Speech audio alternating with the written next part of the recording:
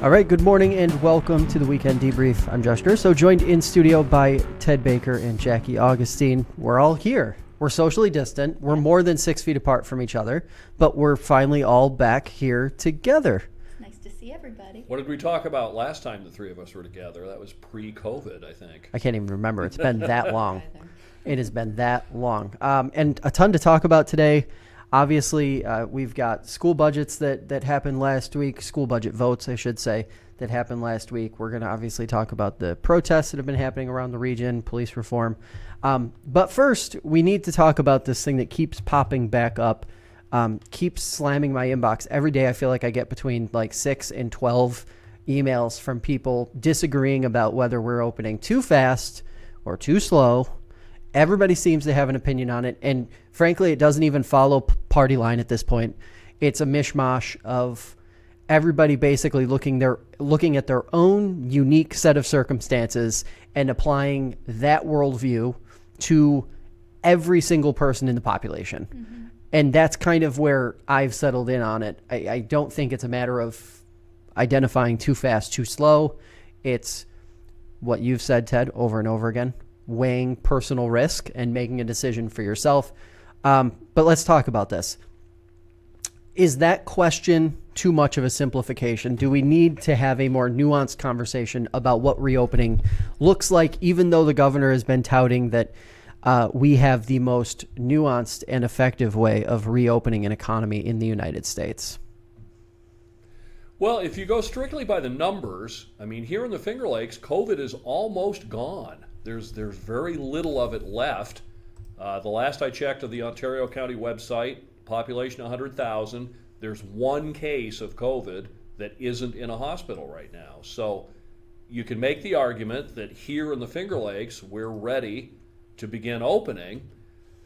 But the other argument, and it's certainly valid, is being a tourist area, what happens if we start letting people in from other areas and other states? So it's not an easy question. Personally, I'm not afraid. I'm willing to go out.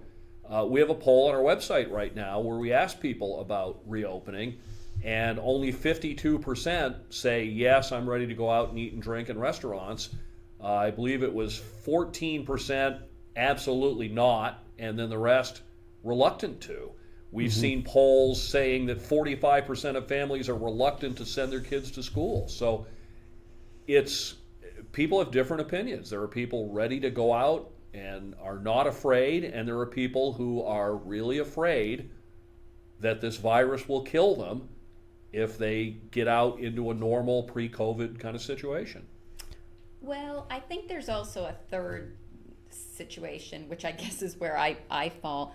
I'm not afraid, but I'm also not eager to get back out because I like science, and I'm worried about my role or my kids' roles potentially as vectors of an illness, whether we end up getting sick or not. You know, the question of asymptomatic transmission is still a valid question, of a valid concern. And I think that speaking to, Ontario County Public Health, because the city and town have established this task force that meets every week to discuss what's going on and what kind of information we can get out to the community to help people make more informed choices. And just yesterday, Ontario County Public Health released that there were 5 new cases not affiliated with long-term care facilities, which indicates to me that community spread is still an issue. And I do think that the role of the Finger Lakes as a tourism destination, particularly given our proximity to areas that have had more intense cases and circumstances surrounding COVID, I think it is a real concern, not that whether or not things are open or not, but how people are behaving when they're frequenting an establishment. And I guess what's concerning to me is that I believe, and I've tried to raise my kids to believe, it's not all about you. So if you are instructed that there are measures you need to take to be protective of others, even if it's inconvenient, even if wearing a mask outside seems, uncomfortable when it's humid, if that's the responsible science-based approach, you ought to do that. I understand that point of view, but the thing is, 2 years ago, 80,000 people died of the flu in America, and there were no precautions of any kind. There were no closings, there was no mask wearing, there were no lines on the floor in Wegmans.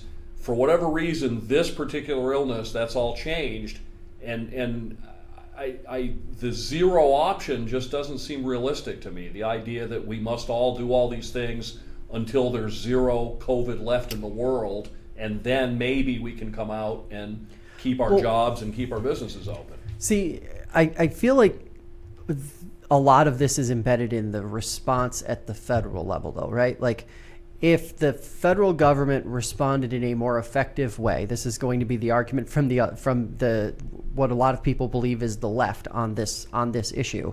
If the federal government responded better, we wouldn't need to be taking such drastic measures for an extended period of time, which is what we were hearing literally from the start. So my issue with this is that every day I'm reading the newswire and I'm seeing what's coming through across the country, and every day there's a different study that claims it's based in science and says one thing that varies slightly from what was reported the day before, and the day before that, and the day before that. My own personal view at this point, having been embedded in this story for 3 months now, is that we just don't know much. So if we don't know much, we need to approach it with caution, yes, but at the same time, we need to have some kind of plan to deal with it. Well, and I think we're doing there's too many contradictions in the philosophies that state government in particular has applied to, for example, reopening. You can go out to eat, you have to wear a mask until you sit down, but then when you sit down, you don't have to wear a mask anymore. If a mask is stopping the virus from jumping from A to B, when you're walking, it's just as likely to stop it when you're sitting down. And if the virus can move, around an enclosed space, whether you're sitting or standing is almost irrelevant. I mean, I think a lot of people would be less skeptical and frankly would probably be a little less political if there seemed to be more uniformity in the way that the science and the data were being applied. Well, even on the state level, I mean, a few days ago, the governor said that youth sports could start, but you could only have 2 spectators per child. Per child, yeah. So tell me why I can have 10 people sit at a restaurant table, but only 2 stand at the fence at a baseball game. That's been one of my complaints throughout about the state response, is that it's contradictory and it's not based on any sort of logic. It's based on the cult of personality of one man, Andrew Cuomo. Who knows the answers? Andrew Cuomo. He brings out these edicts, and everybody says, okay, what phase am I in? What rules do I have to follow? And the answer is only one man can tell us. So, obviously, today is the last day that we get his daily briefings, at least for the time being. Don't count on it. Maybe they'll be resumed. Some people think they'll be resumed sooner than later. There's been a push to get the legislative control back into the legislative bodies in New York State over the last week and a half. Rule by executive order. Have we gone too far with that? And at this point, do we need to get the legislature back in action in a meaningful way? It seems interesting in my mind that this is happening when the governor, in theory, does control all the levers of government because Democrats control both chambers. It's very curious, and I'm really curious to hear what you think about this because you have been, Jackie, kind of a longtime critic of Governor Cuomo and sort of this not just 3 men in a room rule, but kind of these closed door actions. Yeah, absolutely. And I do think that it is time for rule by executive order to end. I do think that there is if ever there was a role for that way of proceeding, I do think it was the early days of this pandemic, because I can imagine, given the history of our legislature, the attempts to try to come up with a uniform policy would not have been met. I mean, that was an emergency situation, which now I think we have seen how that plays out. I am still not of the opinion that this is over, so I don't want to give the impression that I'm saying that everything should go back to normal. However, when it comes to governance, I do think we're at a point where things are not changing so rapidly that there's any reason to consolidate power in that way. I also think that by virtue of the various regions having these oversight kind of responsibilities. Control rooms? Right. There's already, the understanding that we are now operating in a kind of a legislative environment. So the idea that we would stay under executive order doesn't make sense, just even with how things are operating right now. All of that being said, I do think that the ending of the briefings, I think, plays into the idea that somehow summer's here, disease is gone, go back to your regular business, and everything else seems like a scare tactic, when really that's not the case. And if we aren't careful, and if we don't follow the science, and if we don't care for our neighbors and have concern for them, and we just do whatever we want because we feel like it, I think we're going to end up back in a lockdown situation, and then that's going to be even less tenable. And I can imagine executive order being reinstated in a way that no one would be comfortable with. It's part of me is curious. Do we think that if the legislature, Democratic-controlled legislature, had the ability to make the decisions that Governor Cuomo has made over the last 2 to 3 months, do we think that the outcome would have been any different? Every day I listen to I listen to what various people in Albany are saying, and I cannot help but think to myself, I'm not sure that we wouldn't have seen the measures that we saw happen, maybe other than the initial lockdown, if the legislature were just making those decisions along the way anyway. I hope so. I think that, and I like to think I'm optimistic, but I guess on this point I am not, because I would like to think that a well-functioning government would have done the same things as a collective body. However, I find that particularly in the Assembly, Senate also, they're so territorial, and I do worry that this whole question of even moving resources from upstate hospitals to downstate hospitals, all of that, we already saw that starting to be politicized. I think that would have been even more of a nightmare if the legislature if it was up to them to decide which hospitals need which resources. I can't imagine many elected officials that I've interacted with, unfortunately, saying, oh yes, that makes good sense. We'll loan you this equipment and we trust we'll get it back. No, I don't think that's what would have happened. It's interesting. So when it comes right down to it, too fast, too slow, or just right, Ted? It's hard. Maybe we do need a more subtle. I'm in the opinion of we need to do this. There has to be. The argument so far has been mostly about COVID deaths, and that's one part of the equation. The other part of the equation, there's been 110, 120,000 COVID deaths in the United States. The other part of the equation is the 10 or 20 or 40 million people whose lives are being destroyed right now because they can't work or they can't operate their business. That's as legitimate a concern as the other side, but in some circles, the two don't seem to be equated. Well, as far as, go ahead.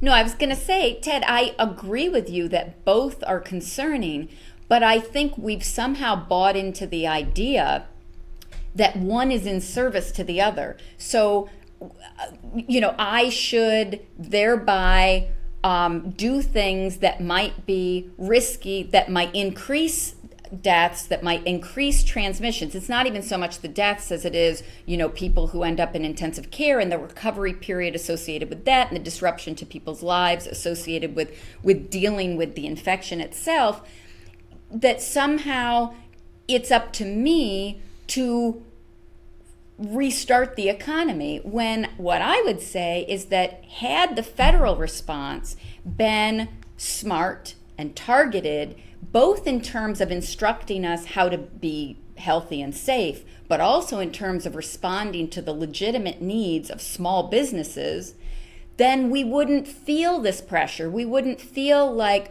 oh, I have an obligation to go down and, even though I might be uncomfortable, go sit at a restaurant because I want them to stay in business. I'd like to live in a society where the businesses, in recognition that there's a crisis, get the support they need so that I can still do what I need to keep my neighbors safe. Well, I don't want to that's obligate. a false dilemma. I don't want to force you to go to a restaurant, but you want to force me not to. I mean, that's what this argument's coming down to, is that there's people that want to force their behavior on others. I don't want to force my behavior on anybody. If somebody is afraid to go out, then they should stay home. But again, I don't think it's a fear issue. To go out I mean, I do think there are people. I do think there are people who are afraid to go out. But for me, it's not about taking your temperature of fear or not. Is it socially responsible to reopen things as if we are not facing a disease for which there is no vaccine, and right now there's no reliable cure, and we have limited resources in terms of our hospital facilities to even facilitate care? I just feel like that is saying, okay, healthcare industry, healthcare sector, you will bear the cost of reopening instead of the businesses. And what I'm saying is we shouldn't be playing one off the other. There should be a more coordinated response that makes sure, that recognizes this is an emergency and it deserves an emergency response. Okay. I understand that. Instead of saying, well, we can't really figure out how to help small businesses, so I guess they should just open and we'll hope for the best. I do. Go ahead. So I take issue. So the federal government obviously deserves a hell of a lot of blame for how this whole thing has been handled, clearly. But we've even seen at the state level that the unemployment system, as an example, got plenty of traction and negative press for good reason. It was abysmal. It still is a poorly operating system, and the state promises that it's going to be better moving forward. But we haven't seen it be tested. And if we're going to see wave 2, that's going to be when it's retested, if we have to go back into full lockdown. So, who do you give the chance to survive at this point, right? Like that's the like, do you put the responsibility on the business owner to make the decision to close themselves, put people out of work in the process because the systems are just completely inadequate across the board, whether you're talking about the federal systems or the state systems? Or do you basically create a second layer of chaos and uncertainty by removing people from their livelihood, removing people from these scenarios when there isn't a reliable system to back them up? Yeah, I mean, I think the problem that we're seeing is we have a set of systems that are not properly geared toward the actual needs of small businesses and individuals. And so we end up in this Lord of the Flies scenario where it's essentially every person for themselves, and we've got to figure it out on the ground without any sense of meaningful support from the tax dollars that we have paid into a system that should be equipped to deal with an emergency. I mean, the idea that in a well-functioning society, individuals would make these decisions boggles my mind. Then what is society about if not for being able to protect lives and livelihood in a time of crisis? And to that point, what are we paying for at that point as right. well? Right. That's where did all our money go? Where did all our tax dollars go if in a point when we're in a crisis there is no help?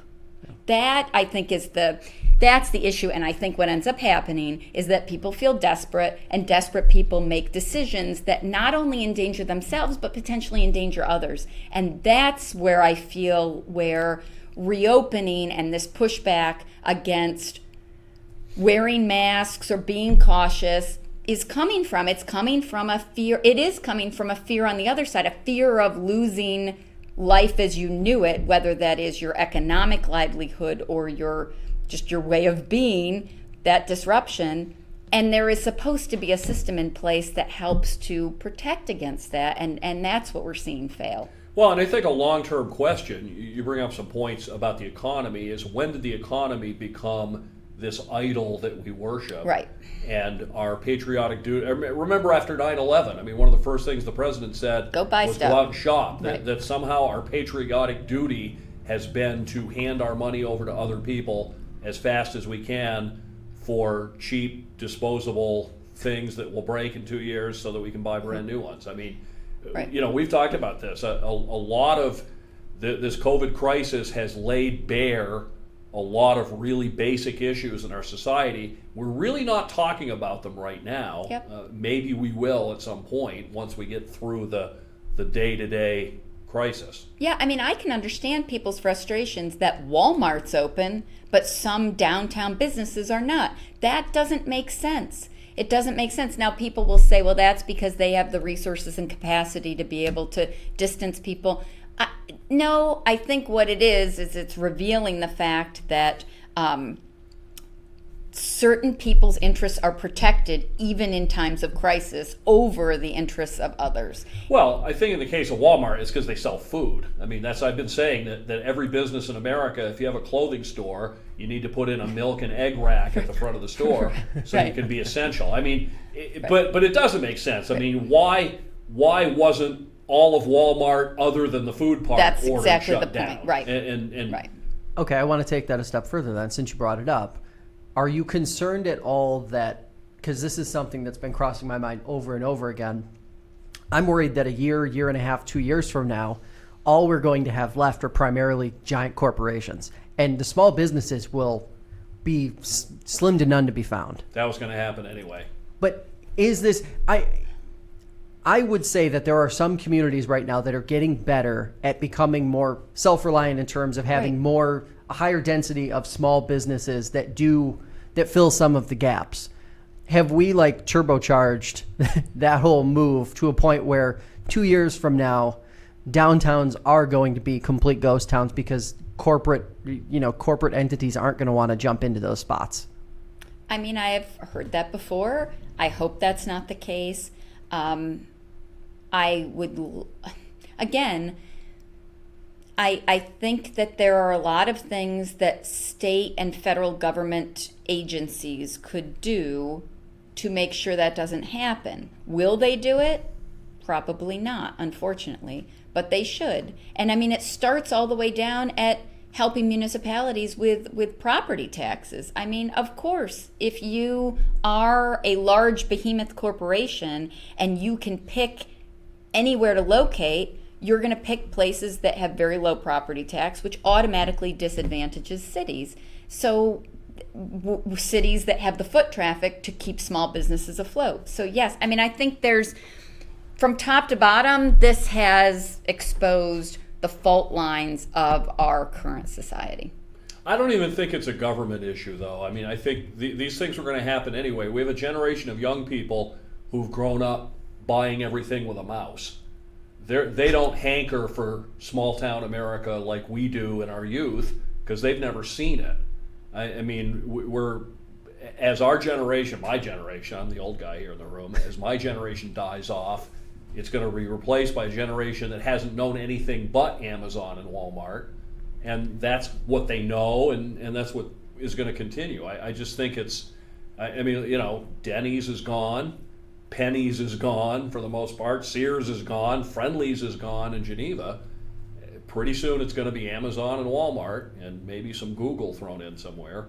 And I don't know that there's anything government can do about that. Yeah. Schools. They have to come up with a plan. Ted, you and I were talking about this a bit this morning on your show.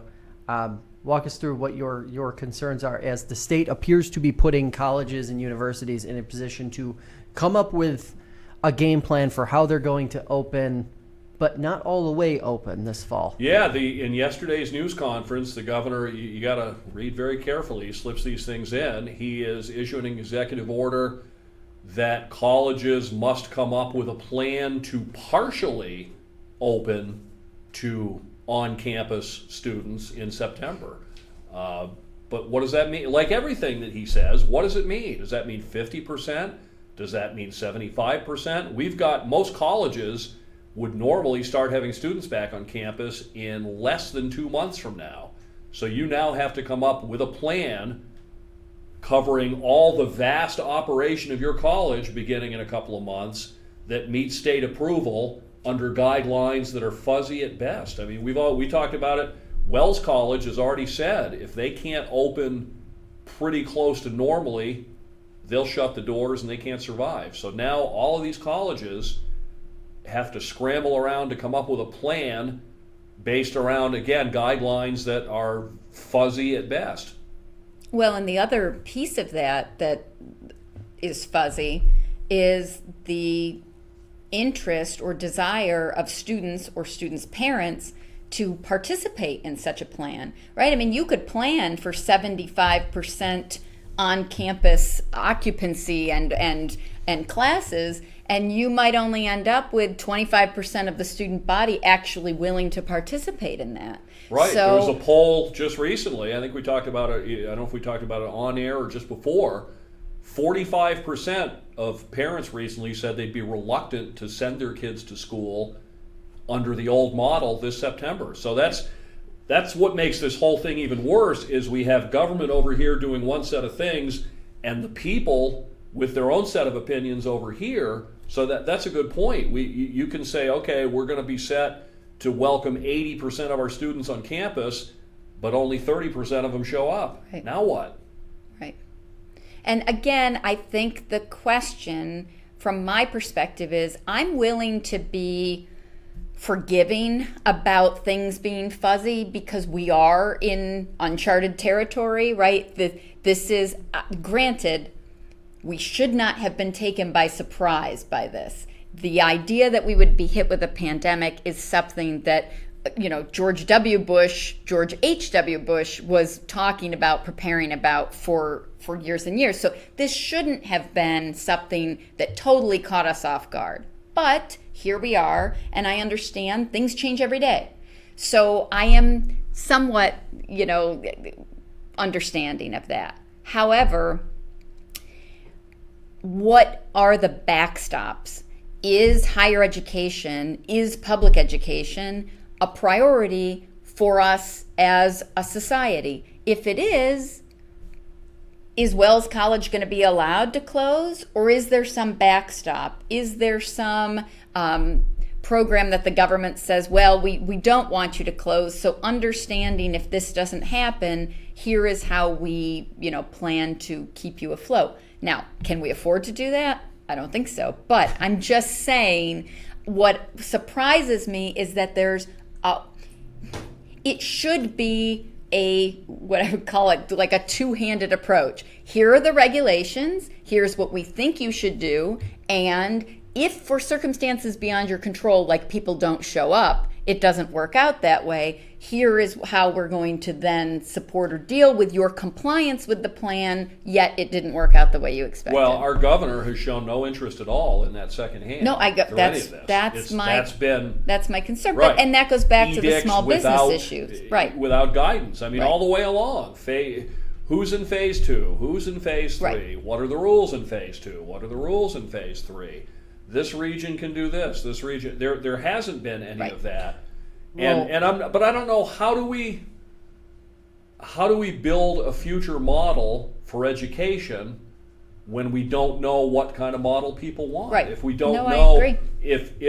if half of America doesn't want in-person schooling anymore, then what do we do? Yeah. Do we take it completely away and replace it with fully online? Do we let people who want to go to school? The other question through all this, I mean, at the public level, and I I caution this. I'm not criticizing teachers or the education system, but this online learning, for the most part, didn't work in public schools. They didn't have the infrastructure to do it. Some did, some didn't. Some kids did the courses, some kids didn't do the courses. What are we going to do in 2 or 3 years if we have a generation of students who essentially didn't really get much of an education? Yeah, I think part of the issue here is that both of these options are super overwhelming and probably next to impossible to implement well. So whether you're talking about a school coming up with a plan or you're talking about government figuring out how to get its act together in the next 2 months, judging from where we stand now and where we stood 3 months ago and the very little change that's actually occurred over that period of time in the middle of a crisis, I can't imagine that we're going to see a titanic shift by the end of summer. Right. All we have to do is remake our economy and remake education entirely in the next couple of months. That shouldn't be tough. By the way, I mean, the financial, we're going to talk about school budgets here in a second, but like that is probably one of the most mind-boggling things for me personally that I've seen covering everything that's been connected to coronavirus. We saw school budgets on the K through 12 side pass overwhelmingly. I think the number was close to 90% adoption across the state. And yet there is absolutely no data to support that any of the numbers those districts were basing their budgets on were accurate in any way, shape, or form. And now you combine that with, schools having to make a decision about how they're going to execute this next this next academic calendar. Mm-hmm. And how can they do it? We have to admit that the system is broken to a point where we need to completely eliminate the bounds that exist right now. So the borders need to be broken, right? Like in my mind, this is the ideal time to move to a county-based system, period. No more school districts. You have a county district, and that's the way you distribute students around all of the buildings in all of the schools, and that's how you eventually get to a place where you can accommodate close to what was viewed as normal before. Now, how do you address the 50-50 split I suppose you could see of who wants to be in class and who wants to be out of class? I don't know how you address that without also addressing the whole have and have not issue that we see in schools now. And it's more of an issue in cities, but poorer students have a vastly different experience in our K through 12 system than those who have money. Yeah, and choices are for people who have choices. I mean, this is the idea that there are probably plenty of people who don't want to send their kids to physical school right out of the gate in September. However, if they have to go to work and we don't have suitable other childcare, what is the choice? So are you ending up with kids in school whose parents would prefer they were doing something online but can't afford that choice? So, I mean, again, I think I keep saying it's exposing these fault lines. It really is showing us we are in survival mode, and that some people are better equipped to ride out a storm like this than others. And my question is, how are we responding to that? How are we addressing that? And it is piecemeal at best, and that won't work for the long term. A piecemeal approach will not work. I mean, ask any single parent in America. Like, piecemeal approaches stress people out, cause unnecessary duplication of effort, do not use resources well. It is going to be more of a disaster if it's piecemeal. However, again, it's hard for me to say that because I don't have a ready-made alternative solution to this. I feel like, everybody's a critic, no one's got a strategy, and I don't want to be in that situation. But I do think sounding the alarm that what's happening right now is not a full acceptable strategy might send people back to the drawing board to reconsider. Well, and one of the biggest red flags that I've seen in the last week is that Senator Gillibrand has proposed or is backing a bill in the Senate to basically create, I believe it's a $60 billion relief fund for child care facilities who over the next several months or have in the last several months incurred various financial hardships. And I get really worried when I hear about ideas or proposals like that because people mistake that for investment. That's not investment. That's a Band-Aid. Right. And, if we're going to address the core issue that we really have with school in general right now is that it's a child care facility before it's even a school. Right. And, it's a meal service.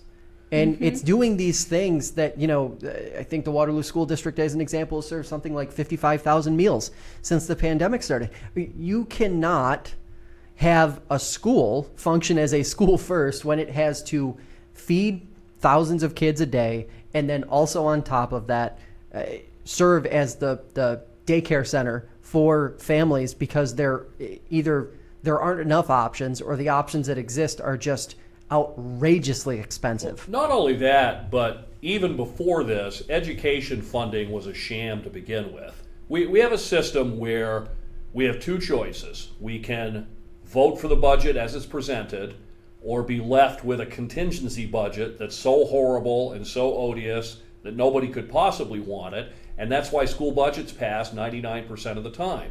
When schools build something, we don't pay for it. It's paid for with magic money from the state. The state grows its own money on trees. No, that's our money. That would be a good start, is being honest about all this money, Gillibrand's $60 billion, and our school budget, it all comes from us who pay taxes. So what do we want to pay taxes? And as I've said many times, we have a problem in that no one wants taxes, everyone wants government service. And there are very few politicians with the guts to say, well, which is it? If you want this, you got to pay for it. Or, on the flip side of that, we have an awful lot of potential taxpayers receiving government services and not paying any taxes. Those are the corporations.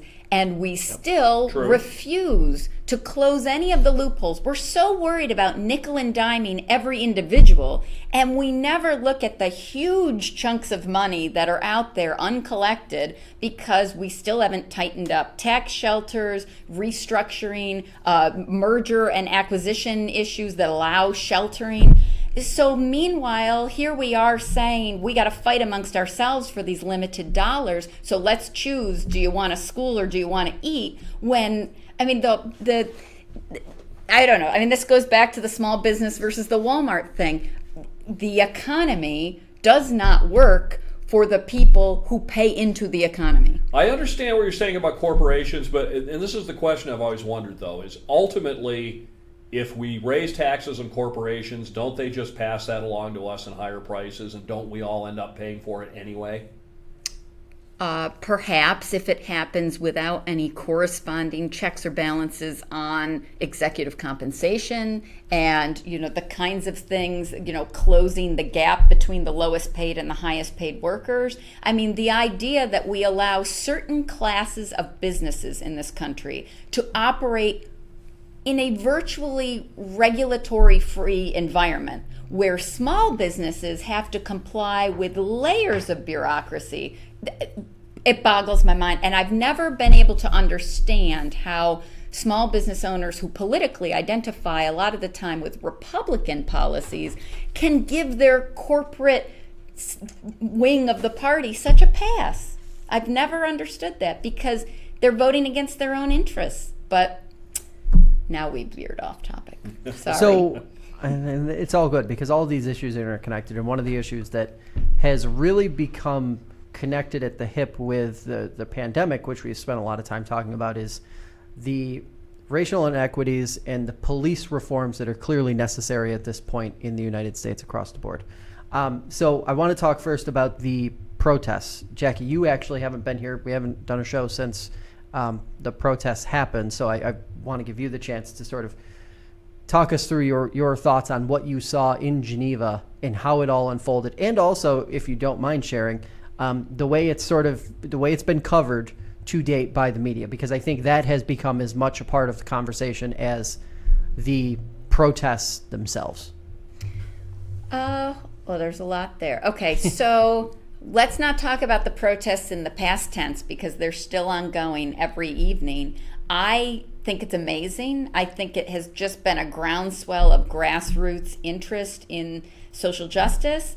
The protests are peaceful, and that should go without saying, although I feel like it always has to be qualified because there's so much fear around protesting. There's so much fear around people of color speaking up. So, I mean, we just need to acknowledge that makes white people nervous. The city issued this thing about stay home, and it was kind of ridiculous. It was very ridiculous. But, the only non-peaceful encounters I have had at the protests have been from people on the margins being verbally or otherwise aggressive or violent toward the protesters, not from the protesters themselves.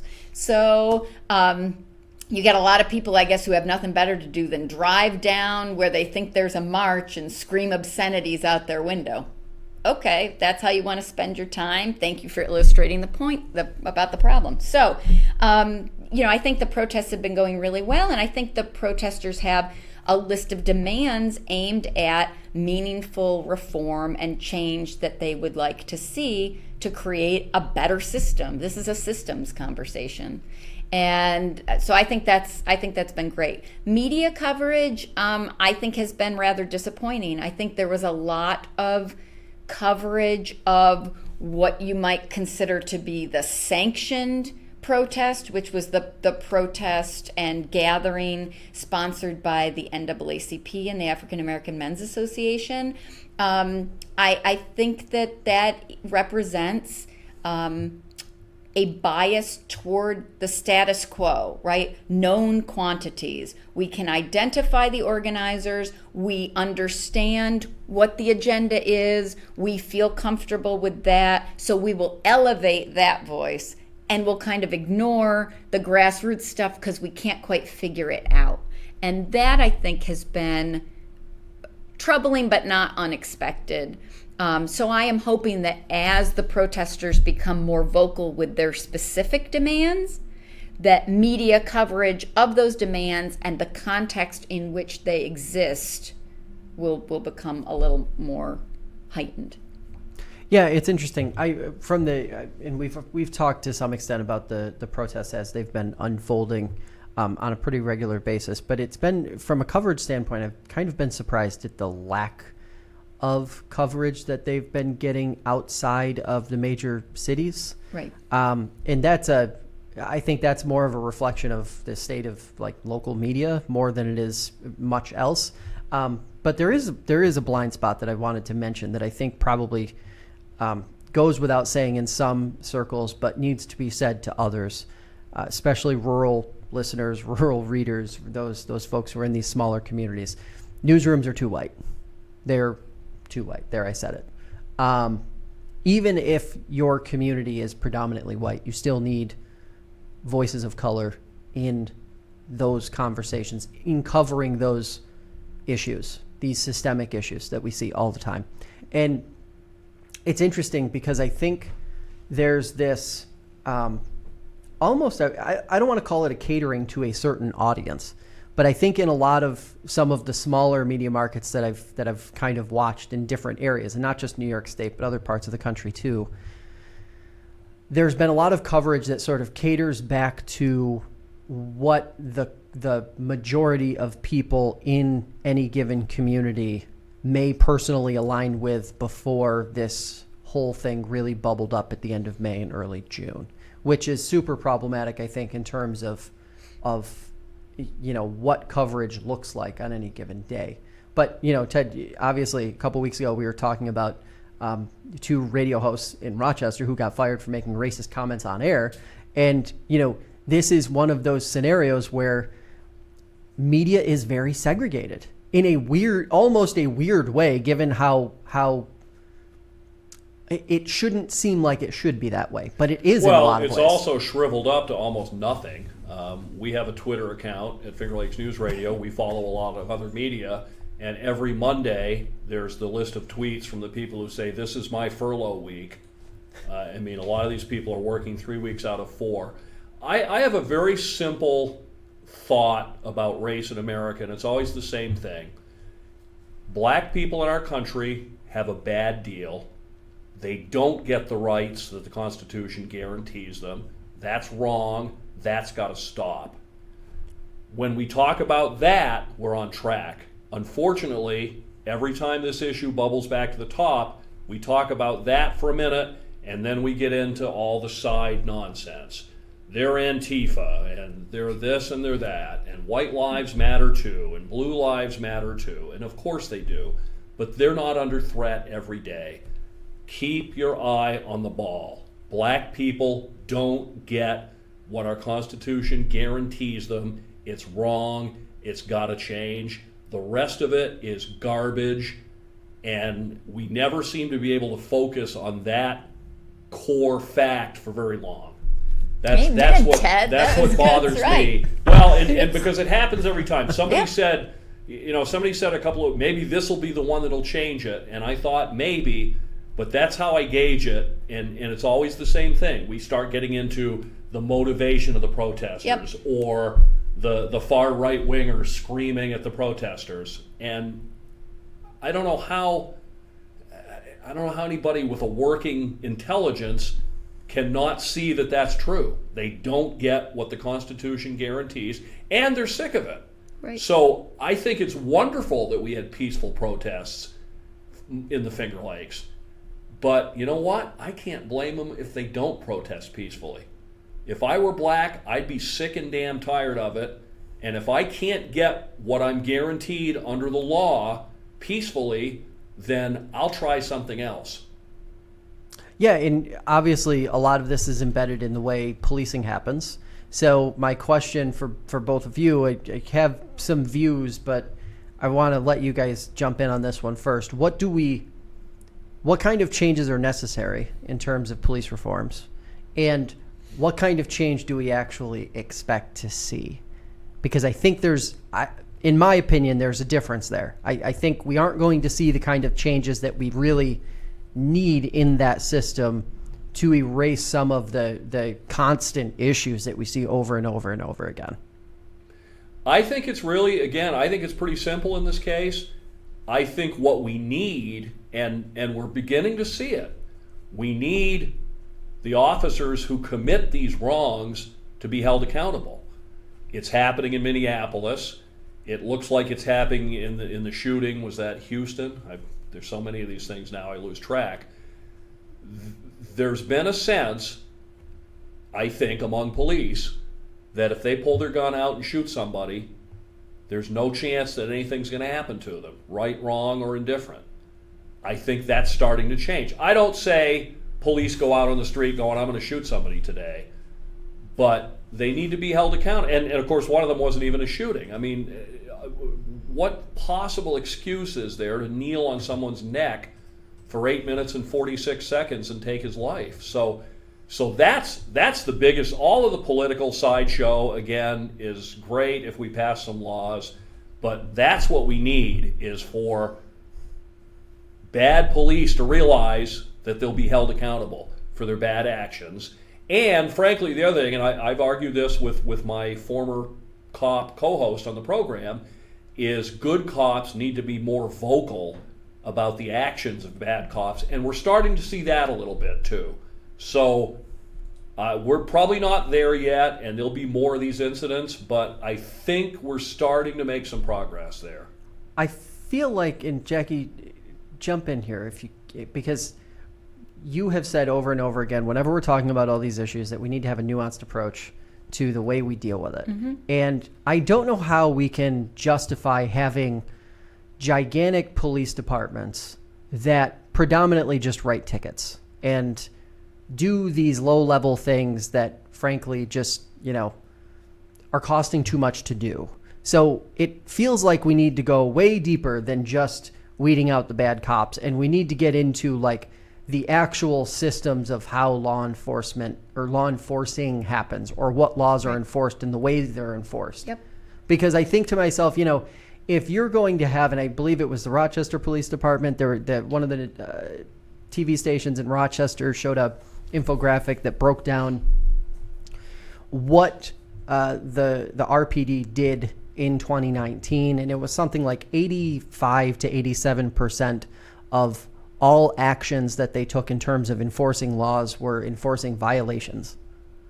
And like if 85 to 87% of your work is done in super, not even misdemeanor, super low level violations, what is that justified? And is that part of the problem? My opinion is that yes, that's a clear part of the problem, because how are you habitualizing these feelings in these communities and these experiences in these communities? Clearly it's all the death by a million paper cuts kind of scenario. Like, it happens over and over and over again. Certain communities, certain demographics are policed differently than others. And it seems like we need to go back to a fundamental, and it was interesting because I was having a conversation with someone just in casual life, and we were talking about this, and they are very pro police and pro law enforcement.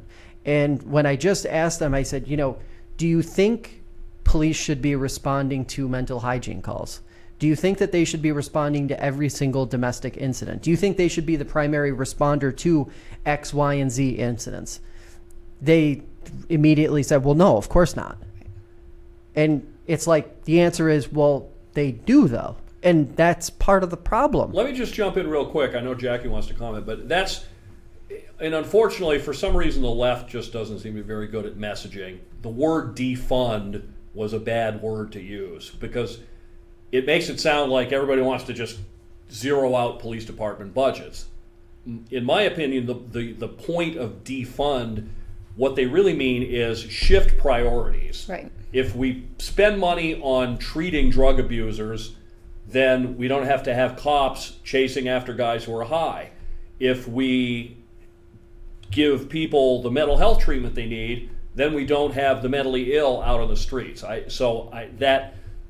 The idea is a great one. Calling it defund was a bad idea, which makes it very easily attackable by the right and therefore a non-starter. Well, I mean, I think, yeah, I agree with everything that's being said. Going back, Ted, to your main point, I mean, I think it's interesting. We're having this podcast, we're having this discussion, all of this stuff is happening. Today's Juneteenth, which some people would have you believe they've never heard of before. But, what is that even about? It's about the fact that people who had been enslaved were by federal order freed, but weren't told about it because I lived in Texas for several years, so trust me, I know all about it. Right. It's a big, huge deal in Texas. But the thing is, I mean, our system continues in that way, that we don't want certain groups to have their rights. We don't want certain groups to enjoy life, liberty, and the pursuit of happiness the way white people do. That is America's history. That is America's legacy. And we should not be deputizing people to, in many cases unknowingly, participate in that system by policing low-level offenses, by having a law enforcement system that is patrolling behavior, that is patrolling and intervening in situations that are way above pay grade. I mean, the things you were mentioning, mental health, drug and substance abuse issues, homelessness, these are not things that are law enforcement issues. These are social service, social work, mental health counseling issues. So this idea that somehow, believe me, personally, I have benefited from the emergency response of a well-skilled and qualified police department.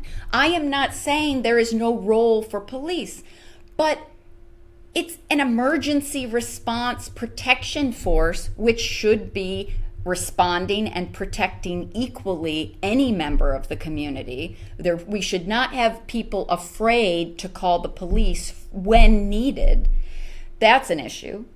But we shouldn't be layering on an emergency force all of these other things. I mean, you wouldn't ask guys driving an ambulance to put out a fire. Different skill sets, different things. We need a fire department to respond. We don't need a fire department out writing tickets. I mean, okay, code enforcement aside, like I get fire inspections, right? Yeah. But you know, this is I agree with you. It's a very fundamental question of why. What are we trying to accomplish? And at some point, we need to have a truth-telling session where we just say the reason policing is what it is today is buried in a legacy of suppression of people that white people did not want to have rights. I mean, that is the enforcement mechanism that started. Yes, it is. has been attempted to be changed and fixed. And this is not to say that police officers are white supremacists, which is how people, again, try to skew it. No. The system is a carryover and a holdover of a time that this nation has still not reckoned with. And you can try to fix it in a piecemeal way, but like I said about piecemeal solutions before, it is not sustainable. It is not sustainable. Well, and you've talked all day today about nuance, and in too many of these conversations, there is no nuance at all. Right. If you criticize any police officer, there are those who will jump in and say, you hate the police, war on police. There were 3 cops who got sick at Shake Shack. And the head of the police union immediately wrote on Twitter, war on police, war on police. Turns out it was a mistake. Nobody did anything to anybody. But there's just that polarization there. But the other thing is the Minneapolis case wasn't like this, but so many of these police shootings that we see are routine situations that escalate. The most recent one, the guy steals the officer's taser. He's running away. They know who he is. They've stopped him. He was a drunk driver. They know who he is. They know where he's going. Let him go. But there's that sense that that's a loss, that we can't do that. If we do that, then the criminals run free. Let him go.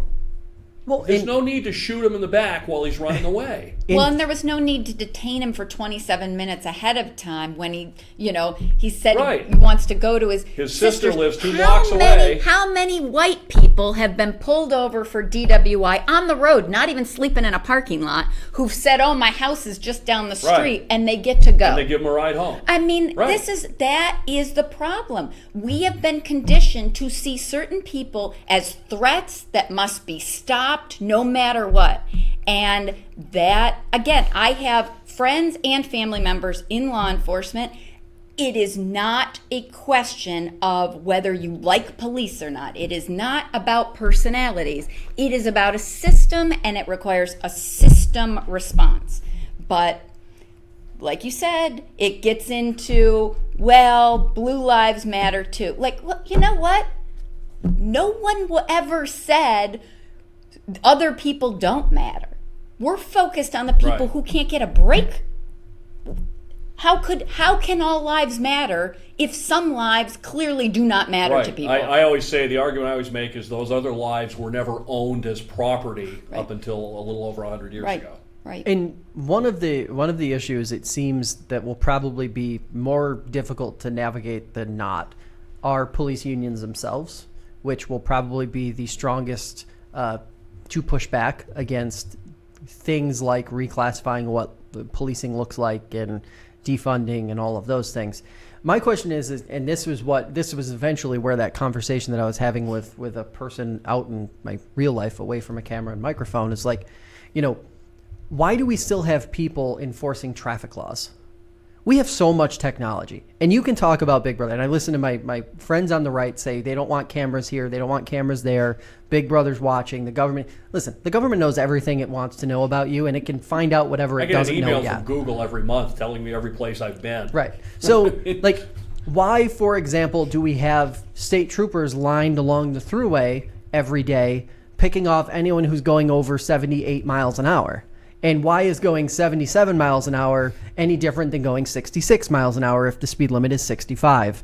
And you have this scenario where oftentimes the police unions back people and communities into thinking that their community will be less safe in a variety of ways if policing is changed in any way. And my response to that is simply using the traffic example that I just pointed out is I drive the thruway every single day. I can tell you the 7 spots between exit 46 and 41 where the troopers sit. Well, it is not only are there apps that actually track that for you, but you can just memorize where they're sitting because they always say. So the argument that if you put cameras along the thruway that, people will just slow down for the cameras, it's a flawed logic. Like this whole idea, we need to do policing in general better, and we need to stop, frankly, nickel and diming communities into needing a police department. So here's the thing on the thruway. In a few more years, we're all going to have cashless tolling. Yep. That very same system could just as easily track your speed. And if you went 78 miles an hour between this point and this point, in the mail you get your toll and you get your ticket. Yeah. I mean, that technology, and back to our general themes. How many times have we said our governments are among the worst and the slowest in adopting technology? I mean, yeah. And here's another case. I mean, that's a good point. We really don't need human beings sitting out there in cars pointing their radar gun because we're going to have the technology to track everybody. Or for that matter, like I said, Google already knows where I go. Build into every cell phone an app that tracks your speed as you drive. Yeah. Wouldn't be that hard. Yeah. Well, and that's just like that. We wiped out this hour. Obviously, thanks everybody for listening. Ted, where can folks listen to you Monday through Friday? On the Finger Lakes Morning News on Finger Lakes News Radio. In Geneva, that's 95.9 and 1240 WGVA. And in Auburn, it's 98.1 and 1590 WAUB. Thanks for listening, guys. We'll be back next week.